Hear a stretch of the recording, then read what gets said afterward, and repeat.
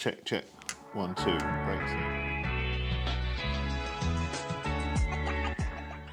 Hi, welcome back. So today I'm going to talk a little bit about some common issues that you'll find on your Mark VI R-Type Bentley or Wraith Silver Dawn Rolls-Royce. The first thing we're going to look at is the brake servo. So the brakes on this car work through the brake servo, which is mounted to the gearbox. The plate on one side of the servo is driven by the gearbox. When the car is moving, the plate will be turning.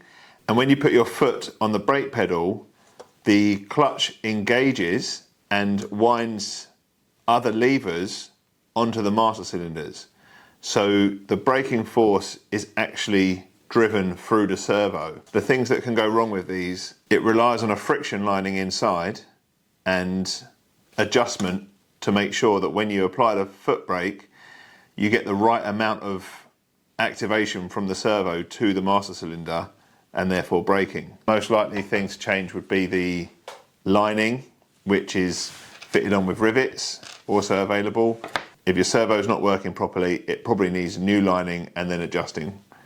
If you're finding that your brakes aren't responsive, or if you're applying the pedal and the car's continuing to roll before the brakes come on, it's likely to do with the servo adjustment or wear. One of the other common things that will wear out on your car would be the brake shoes. These cars have front and rear drums, so the front axle and the rear axle are all drum brakes. The shoes are spread apart within the drum when you apply the foot brake.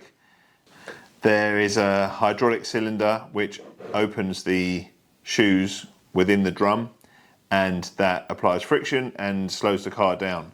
Over time, the lining will wear down and the drum will also wear down, but you'll find that the linings are a softer material, therefore they'll wear down sooner than the drums. So you're likely to go through a few sets of shoes before you have to replace your drums. You can drill out the old rivets and take off the old lining from your original shoes. This is a replacement lining, and then you can reattach it with new rivets, or you can go for a full set of complete shoes with linings already fitted. Now these are bonded as well as riveted on, so it's very secure, but both options are available. If your shoes are wearing out, then you'll get potentially poor braking efficiency. You might also hear a noise. If the linings are worn down to the point where the rivets are exposed, then you'll be contacting the rivets to the inside of the drums, more likely to wear out your drums or score them on the inside. If you find that the car takes a while to reach the proper operating temperature or it overheats, then definitely worth looking at your thermostat. The original thermostats are a 78-degree thermostat. You can take it out and test it in a pan of water and make sure that once the water reaches that temperature that it starts to open, and check that it closes properly. But if it doesn't, if it's either stuck open, it will take longer to warm up, or if it's stuck shut, then the engine's likely to overheat. So always worth keeping an eye on your thermostat. The last thing you want is to be stuck on the side of the road with a car that's overheating. So it's definitely worthwhile checking your radiator hoses and any other coolant hoses. This is the top and bottom hose for the radiator, and when the car's serviced, these should be looked and inspected to make sure that they're not cracked or swollen or anything like that, because if these become perished, then you'll leak coolant, and if these fail, it's likely that the car will overheat.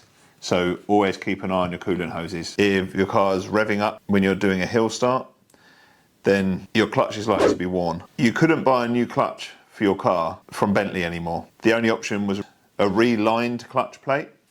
And the problem with that is that the modern lining materials are not as forgiving as the original ones. The original ones had asbestos in them, which was really, really good for avoiding clutch judder and getting a good clutch. But we can't use asbestos anymore for obvious reasons. That means when you try and install a modern type of clutch material onto your original clutch, it creates some problems, because the original clutch in the car has 3 sprung fingers that apply the force from the clutch lining onto the clutch cover. And because the 3 fingers don't have as good a contact, you get all sorts of problems like clutch judder. With this upgraded clutch, it's got a diaphragm spring which applies the force in a much more uniform way, and it avoids the clutch judder that you get when you use a relined clutch with your original clutch cover. Even if you replace the springs and everything else in the cover, they still tend to be juddery. So this is an upgraded clutch with a diaphragm spring and an 11-inch clutch with the universal fitment. It comes with a new flywheel, so even if you've got a 10-inch clutch originally, you replace the flywheel and you end up with an 11-inch clutch. It's everything you need to replace your clutch and upgrade it to a modern type. Thanks for watching. There's plenty more on the way. If you like this video, hit like, follow and subscribe to stay in the loop. Got a question or something you'd like us to cover next? Drop it in the comments below. We're listening. Stay tuned.